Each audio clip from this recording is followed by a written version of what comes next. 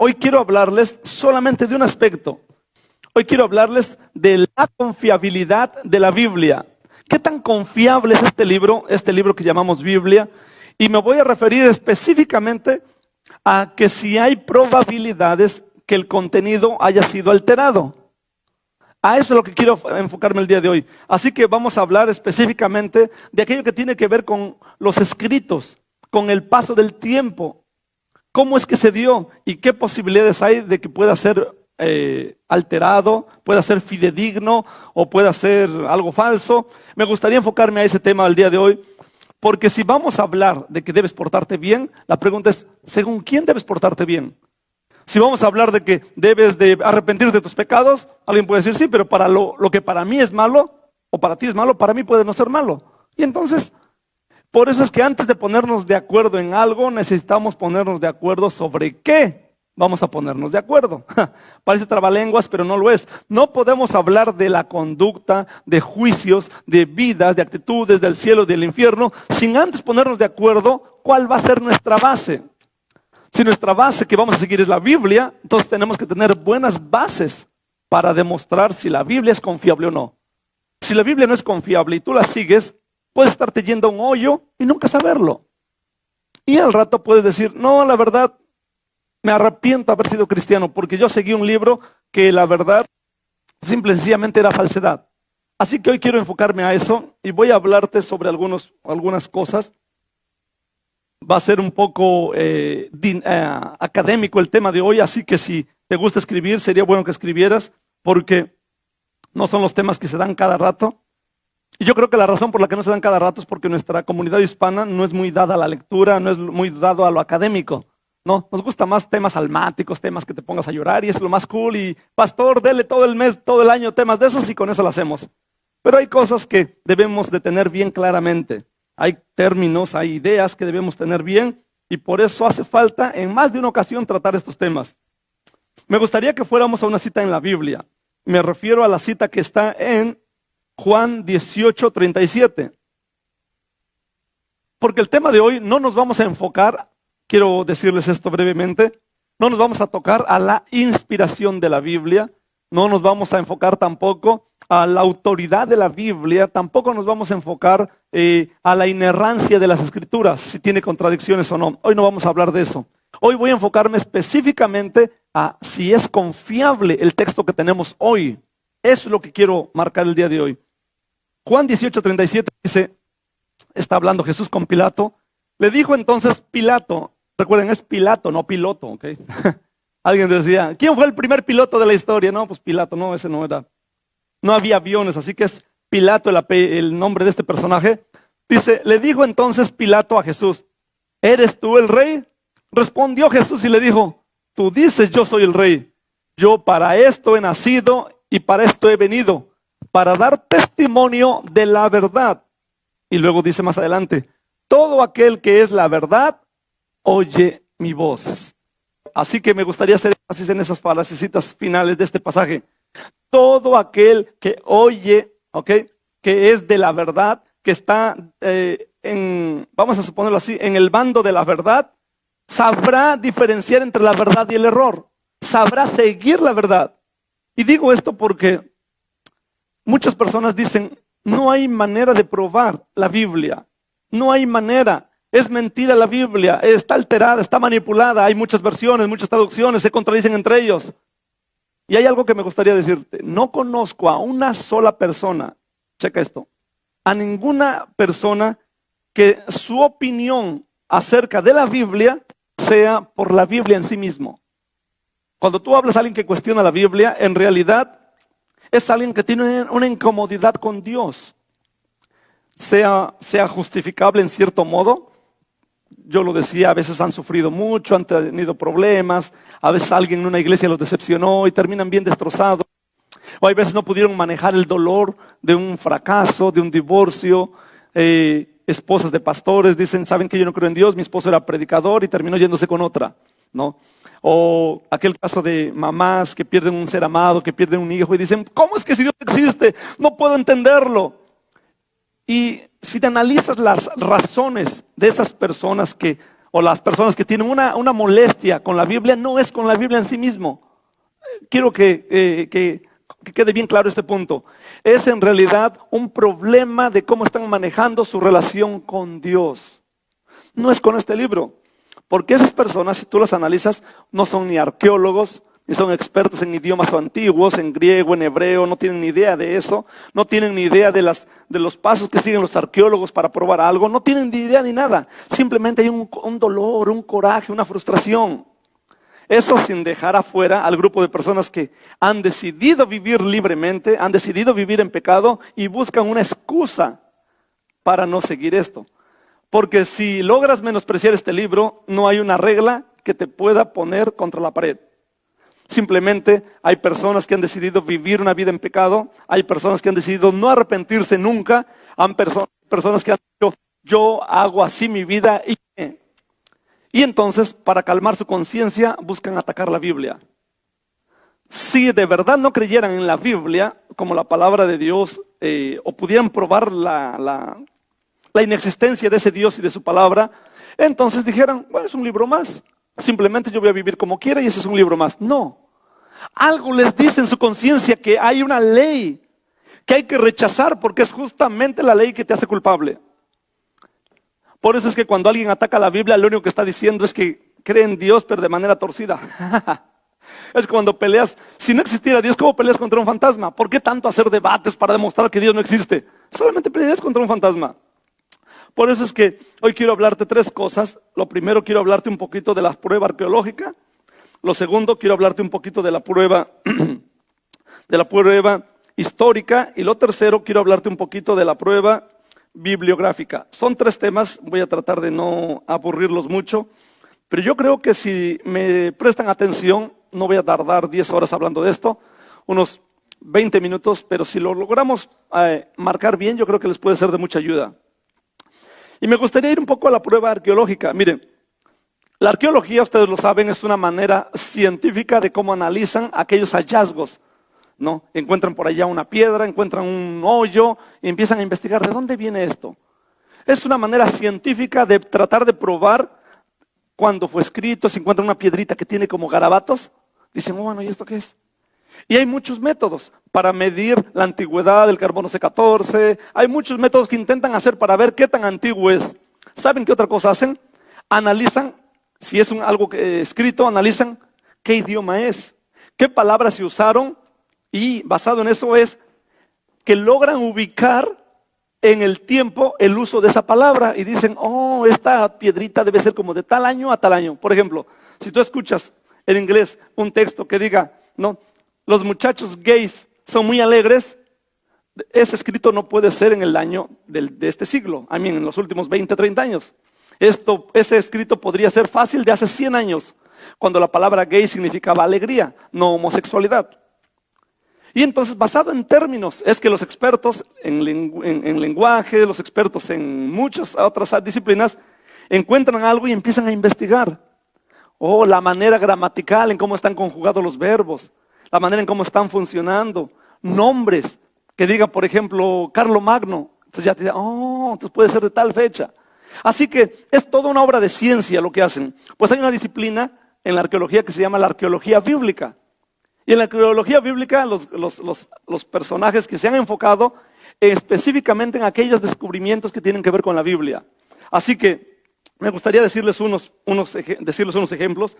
Por ejemplo, la primera aportación que ha hecho la arqueología bíblica, uno es en el análisis de manuscritos, o sea, de documentos que encontraron, que son fragmentos o partes de la Biblia en ese tiempo, de hace 1000 años, de hace 800 años, de hace 3000 años, 2500 años. Y me gustaría que miraran unas fotos, a ver si las tenemos ahí. Por ejemplo, está el papiro P52. Este papiro es el P52. ¿Ok? Ese, si ustedes lo pueden buscar después en internet, fue descubierto en 1920. Fue en el desierto de Egipto, en esa región. Se hizo público en el 1935, después de analizarlo varias veces. ¿Y saben qué dice en esas letritas? ¿Qué texto de la Biblia dice ahí? El texto que acabamos de leer. Ese pedacito en ese idioma, en ese lenguaje, dice, el texto que acabamos de leer de Juan 18:37. ¿Cómo pudieron datar de su fecha? Yo les decía, con investigaciones, se cree que más o menos fue escrito este pedacito, han encontrado muchos pedacitos, pero este fue escrito en el año 125 después de Cristo. Es muy famoso, vale oro, vale mucho dinero. Si alguien de ustedes quisiera tenerlo en realidad, necesita ser muy rico para poderlo comprar. Vamos a ver otra foto. Hay otra foto que lo han hecho los arqueólogos que tiene que ver con los rollos del Mar Muerto. Ahí tenemos, es una copia. Estos fueron descubiertos en el 1947. ¿Y saben lo sorprendente de estos rollos que encontraron? Que hay un rollo completamente intacto del libro de Isaías. Usted no sabe algo del libro de Isaías. El libro de Isaías es conocido como el quinto evangelio. Si un día en una clase de teología les preguntan, ¿cuál es el quinto evangelio? El libro de Isaías. El libro de Isaías resume en los primeros 37 capítulos como si fuera todo el Antiguo Testamento y en los siguientes 27 capítulos como si fuera todo el Nuevo Testamento. Podría desaparecer toda la Biblia y solamente con el libro de Isaías tienes todo el mensaje del Génesis al Apocalipsis. Es una joya. Y curiosamente fue ese, en los rollos que encontraron, fue ese libro completito, intacto, el que estaba preservado ahí, guardadito. Así que fue un gran boom para los que creemos en Dios, porque siempre no está esa duda, que a lo mejor le inventaron, pero bueno, hay muchos otros más. Hay otro que es el papiro 12, hay otro que es el papiro de Jericó, y hay muchos más, creo que no logramos conseguir unas fotos, pero sí quiero decirles de que al encontrar esos documentos, siguiendo el mismo proceso, recuerden esto, el mismo proceso, ¿ok? Para analizar cualquier otro documento, no solamente para la Biblia, para cualquier otro documento. Los escritos de los egipcios, de los romanos, de los babilónicos, de los persas, cualquiera. El mismo proceso, ¿ok?, que usan los arqueólogos, han hecho a esos documentos y han probado ser genuinos y verdaderos. No hay alteración cuando comparan esos manuscritos encontrados y los pasajes de la Biblia. Dicen, oye, la única diferencia que encuentran es relacionada a la hora de la traducción con palabritas pequeñitas que no cambian el sentido del pasaje. Se cree, los expertos dicen que la Biblia, la que tenemos hoy, esta, tiene alrededor del 99.5 de confiabilidad en cuanto al lenguaje, en cuanto a la letra, en cuanto a la intención del mensaje, en comparación con todos esos escritos que han encontrado. Hay otros escritos antiguos que tienen un margen más de error, unos del 93%, otros del 95%, pues la Biblia solamente tiene, la de en español, la que tenemos, el 99.5 o 0.2%, de que una palabrita, una comita como que hubiera hecho algo a la hora de la traducción, a la hora que se pasó.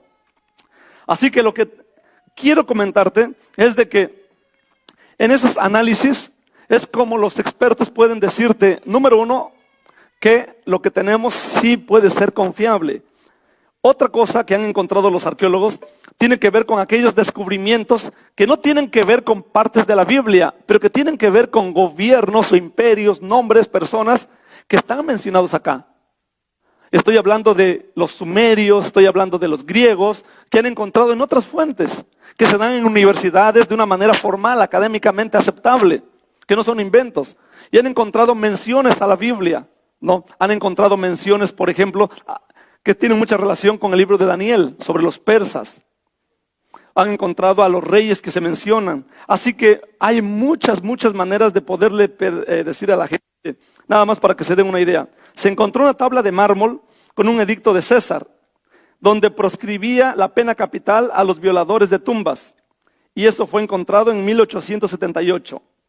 Otra, por ejemplo, que se encontró fue del prefecto de Judea, Poncio Pilato, cuando puso la palabra, ¿ok? ¿Recuerdan la palabra que pusieron?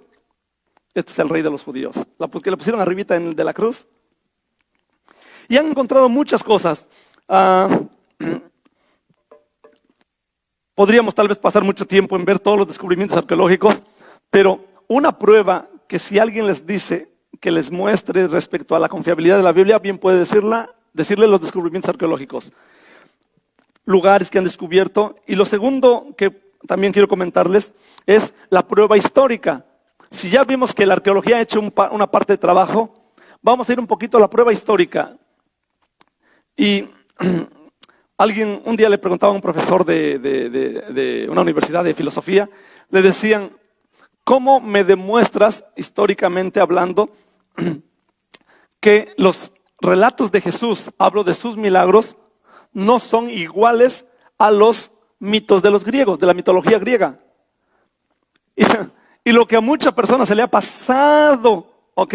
Y no se han dado cuenta, es que los mitos de los griegos, checa esto, nunca fueron atribuidos a personajes humanos. Siempre eran a dioses, eran a personajes míticos, o sea, personajes no reales, se les atribuían hechos que tampoco fueron reales.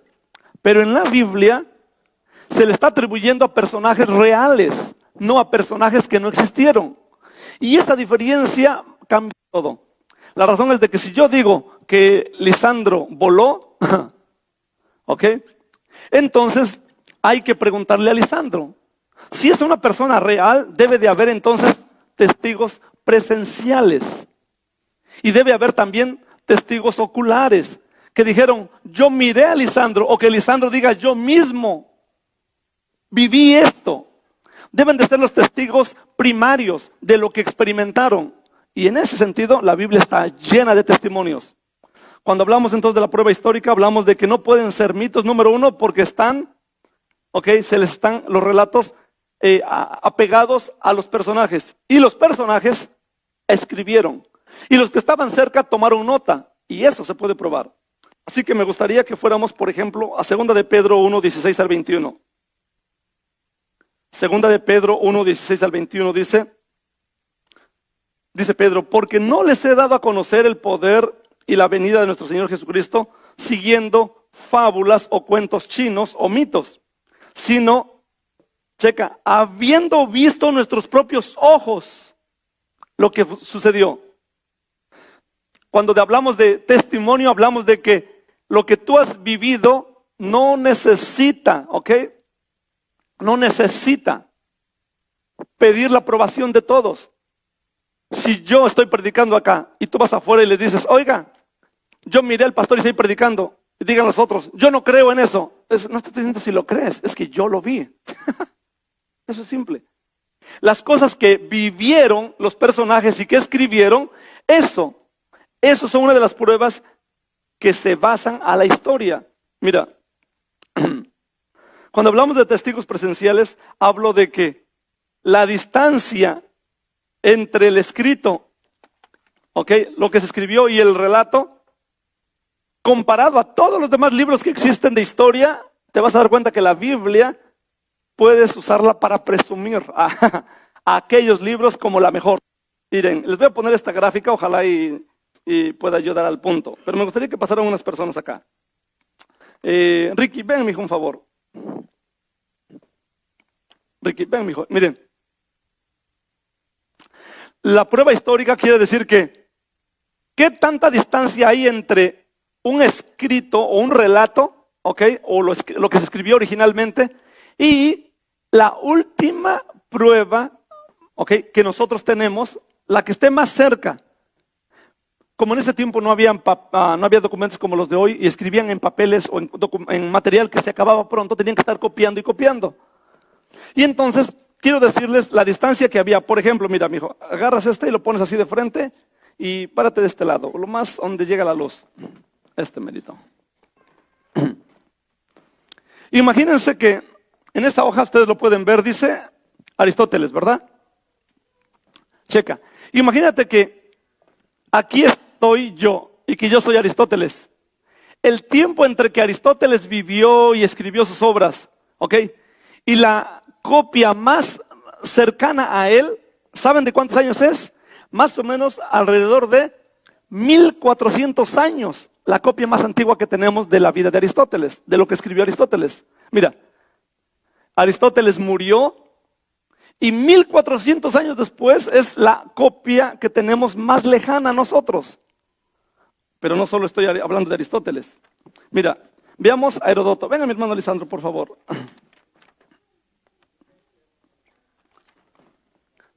Please, póngase ya cerquita de él. Son personajes que nadie niega sus escritos, que todos los aceptan como un hecho. Pero entre Aristóteles y su vida, y los escritos más que tenemos, y su vida son 1400 años. Este personaje, Heródoto, es un historiador. De cuando Heródoto vivió al escrito más antiguo que tenemos, una copia que tenemos, es de 1300 años. Y me gustaría que pasara alguien más. Iván, venga mi brother Iván, please. Estamos buscando puros altotes así para que me sienta yo un poquito más. A ver si no me ve más chiquilín. Platón. ¿Cuántos años después de que Platón escribió tenemos una copia más cercana al original? Alrededor de 1200 años. ¿Ok? Ven, Janet. ¿Alguien de ustedes ha tomado clases en la universidad donde les hable un poquito sobre los Césares, la guerra de las Galias? Bueno, de cuando pasaron esas guerras, ¿ok?, que se escribió el original y las copias que fueron haciendo, la copia que está cercana a César es de 1000 años, la que tenemos hoy. 1000 años, 1200, 1300, 1400 años, y podríamos mencionar muchas más. Pregunto, ¿qué tan lejos creen ustedes que estén el original de la Biblia, de los originales, y las copias que logramos tener hoy nosotros? ¿Cuántos le atinan? ¿Cuántos le tiran más bien? Mi hermano, ven, hijo, ven, el muchacho alto, ven, acompáñame con este.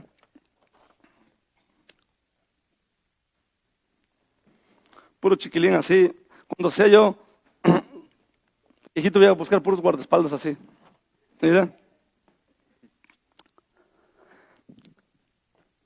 Entre el original y los documentos, ¿okay?, que nosotros tenemos más cercanos al original, en el tema de la Biblia hay alrededor, bueno, es un lapso de tiempo de 30 años.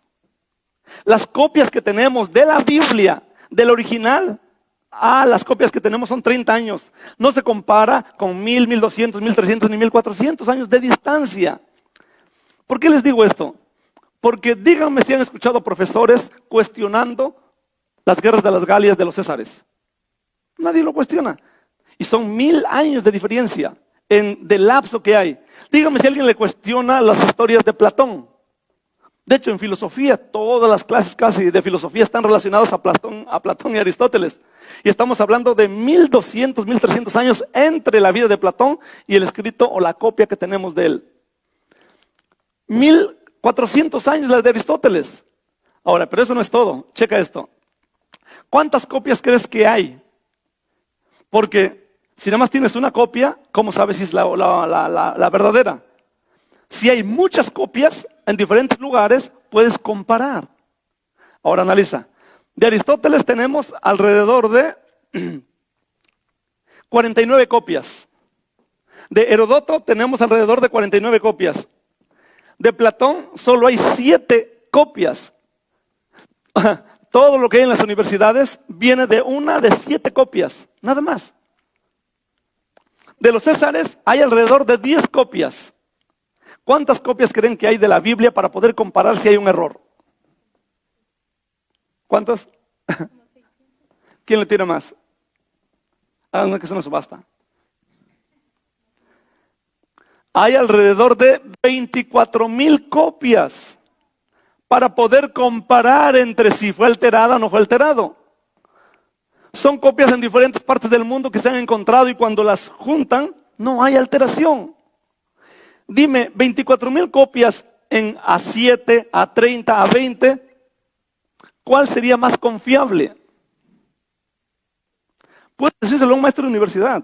Hay un maestro de Harvard hace años que se hizo muy famoso por ser gallo en leyes, era muy bueno en leyes. Y le dijeron, ¿por qué no aplicas el mismo criterio para la Biblia? Y lo hizo como por 10 años su investigación y llegó a la conclusión que la Biblia es el libro más confiable históricamente hablando, ¿okay?, como documento escrito, más confiable que existe. Mucho mejor, mucho más seguro, mucho más confiable, que no haya habido alteración que los de los Césares, que los de Platón, que los de Heródoto, que los de Aristóteles. No hay manera. Puedes presumir con todo gusto que es mucho más confiable esto. Y eso se los digo a los muchachos que están en la universidad, que a veces, no, pues que no hay manera, es que la Biblia solo los tontitos creen eso. El maestro, la verdad que tontos, tal vez sea al revés. Ya. Siempre ha sido así. Y yo quería comentarles esto, quería hacer un gráfico, que entre el original y las copias más cercanas que existen al original, de la Biblia solo es de 30 años y de todos los demás andan arriba de 1000 años. Dime si no hay una gran diferencia. Gracias, pueden pasar a su lugar. Thank you, mijo. Yo me imprimí mis hojitas para... Gracias, pueden pasar a su lugar. Thank you, mijo.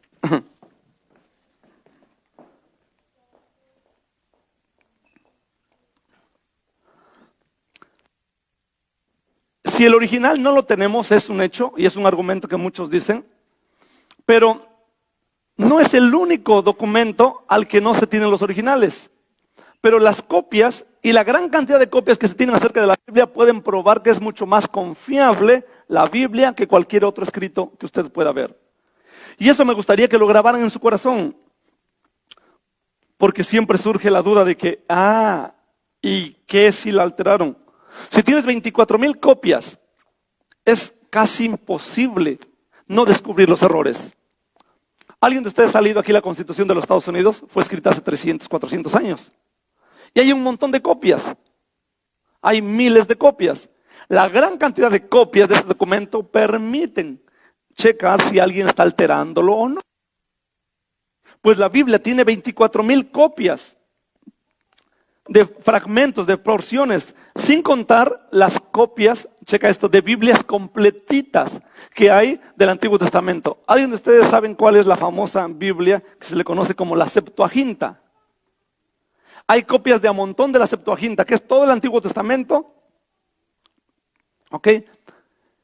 También, no sé si han escuchado la Biblia, la Vulgata Latina. Esa es una copia de la Biblia exactito del puro Nuevo Testamento, a latín. Esas hay copias de a montón. Solamente estamos hablando de los escritos de personajes en las hojitas que les ponía. Pero de la Biblia completa hay de a montón. Si a alguno de ustedes les gustaría investigar un poquito más, pueden apuntar, investigar sobre la Septuaginta, que fue la Biblia del hebreo, la primera versión del Antiguo Testamento del hebreo al griego. Y luego apunten también otra palabrita, la Vulgata Latina, que fue la traducción de la Biblia del Nuevo Testamento al latín, el latín popular que hablaba la gente. Son las primeras traducciones y hay muchas más, pero están completitas, están intactas. Y usted puede probarlo, puede analizar y se dará cuenta que en realidad no hay una razón lógica para dudar de este libro. Este libro, que es uno de los más menospreciados, es uno de los libros más atacados, pero sí te puedo decir que es confiable. Si ustedes quieren saber más al tema, pongan otra palabra, apúntenla y escriban investigar sobre bibliología, que es una disciplina en teología, una rama de la teología que se encarga de explicar estos temas que estamos viendo hoy. La confiabilidad de la Biblia, la autoridad de la Biblia, la inspiración de la Biblia, la inerrancia de la Biblia, cómo es que llega la Biblia hasta nosotros. Pero sí me gustaría que leyéramos 2 de Pedro 1, 16 al 21.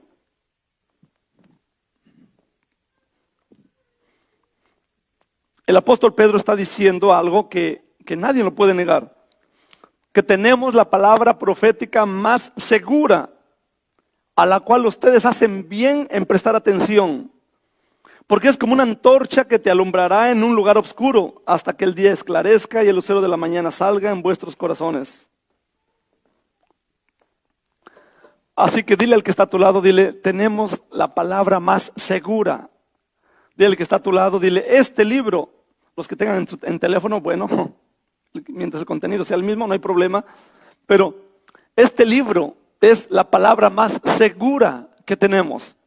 Es la palabra más segura que tenemos. Vuelvo a decírtelo otra vez, es la palabra más segura que tenemos. Y que hacemos bien prestar atención a este libro. Es uno de los libros más vendidos, pero es uno de los libros que las personas menos leen.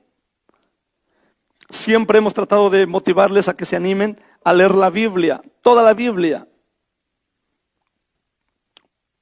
Porque cuando solamente lees fracciones o fragmentos, solamente te inclinas a leer lo que te gusta, lo que te llama la atención, lo único que tú piensas que es lo que me alimenta. Pero tal vez descuides fracciones, partes de la Biblia que tal vez no te agraden mucho, pero que es palabra de Dios. Así que cuando vayamos a la Biblia, intenten no leerla como lo hacen los niños chiquitos, que les pones la comida y ponle, vas a un buffet y el niño nada más agarra lo que le gusta. Agarra puros dulces, agarra puro pastelito y nada más. Porque ese día que hagas así, solamente te vas a volver tal vez experto en una área, pero vas a desbalancearte. Vas a empezar a exagerar verdades bíblicas porque hay otras verdades bíblicas que la está limitando. Recuerda que el mejor intérprete de un texto es la misma Biblia. No es lo que a ti se te ocurre, no es lo que yo me imagino. Es que yo pienso que esto. No piensen en ese asunto. Es solamente qué dice acá, qué dice allá, y busquen porque la Biblia es su propio intérprete. Así que, cuando hablamos entonces de las pruebas que existen, bibliográficas o de las pruebas históricas, podemos decir que sí es confiable este libro. Pueden seguirlo. Hace años, alguien que se llamaba Guillermo Tyndale decía, un campesino con la Biblia sabría más de Dios que el erudito más experto en cualquier disciplina que no tuviera una Biblia. A mí me gusta que nuestros muchachos estudien, siempre ando motivando el estudio, creo que es algo bueno, pero es 1.000.000 de veces ser ignorantes en cualquier otra disciplina que ser ignorantes en la palabra de Dios. Si a ustedes les gusta que las personas se preparen, primero prepárense por la palabra de Dios. Y me gustaría que nos pusiéramos de pie.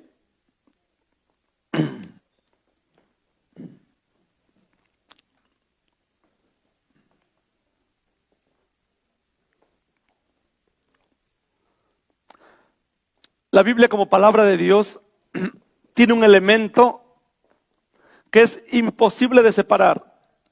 Y es que no puedes pensar en la Biblia sin estar reflejando tu relación con Dios. Las personas que piensan que la Biblia pueden seguirla por partes, en esencia están reflejando que su relación con Dios es condicionada, es solamente le sigo, pero en las áreas que me convengan. Pero no está bien vivir así. La Biblia es un todo. Es o la aceptas desde el Génesis al Apocalipsis, o de plano mejor la rechazas. Pero no puedes quedarte solo con partes. Así que si algunos de ustedes no han tenido esa buena actitud en relacionarse con la Biblia, me gustaría que hoy le pidieran perdón a Dios. Mira, hay mucha gente que ha arriesgado sus vidas. Mirábamos hace una semana, 2 semanas, que en Camerún había un señor, creo que fue poquito apenas que pasó, miren las fotos, un señor que ayudó a traducir la Biblia al lenguaje de un pueblo de esa región. Y lo querían mucho en el pueblo, él era muy amado con su esposa, con sus hijos, lo querían mucho. Y un día, hace unos días, llegó a su casita y apenas entró y llegaron detrás de él un grupo de terroristas, de islamistas, extremistas. Lo sacaron a golpes a él y a su esposa. Y entre la paliza que le dieron, ¿no?, a su esposa con un machete le cortaron un brazo y al último lo terminaron matando a él. Hasta hace unos días incluso el presidente actual hizo una conferencia ante la ONU que iba a destinar ciertos millones de dólares para ayudar a los cristianos que están siendo perseguidos en muchas naciones. Y hay muchos que les ha costado acercarse a este libro. Así que por favor, no menosprecies esta oportunidad que nosotros tenemos. Léanla de día y de noche. Siempre les motivo que vayan a un estudio bíblico. Y si en los demás días que no hay estudio bíblico pueden leer la Biblia con tu familia, léela.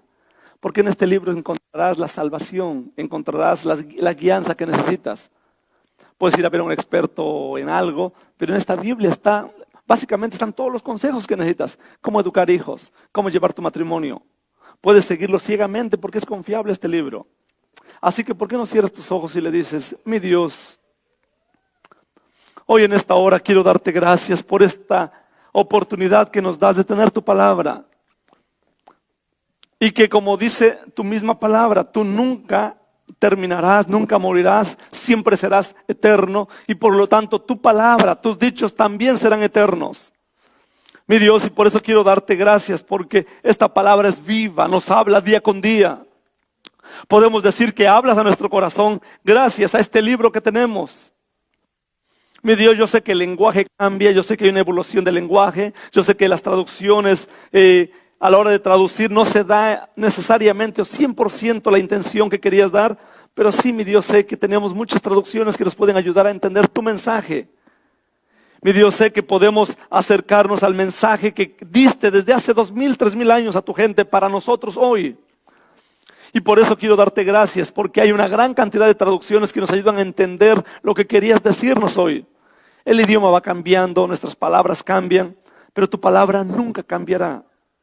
Mi Dios, y por eso te doy gracias. Y te pido por favor que toques los corazones de cada uno de mis hermanos, que ellos puedan amar, que ellos puedan esforzarse por valorar tu palabra. Y te doy la honra y la gloria por todo. En el nombre de Cristo Jesús. Amén. Gracias. Tomen su lugar de asiento, por favor.